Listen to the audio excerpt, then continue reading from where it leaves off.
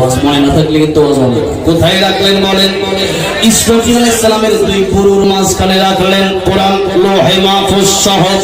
এই কোরআন শরীফ আল্লাহ রাব্বুল আলামিন লৌহে মাহফুজের ভিতরে রেখে দিয়েছেন।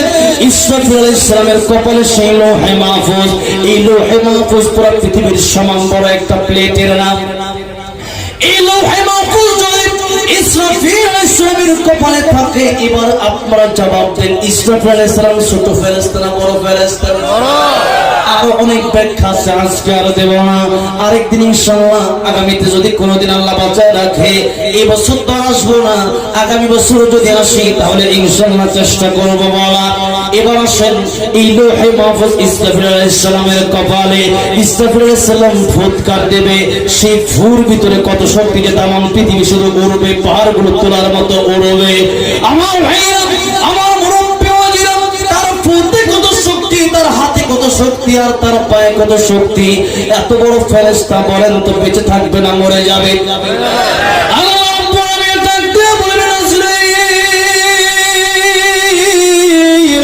ইসরাফিলের জান তুমি কবজ করো, মিকাইলের জান তুমি কবজ করো, আজরাইল রে জিবরাইল আলাইহিস সালামের জান তুমি কবজ করো।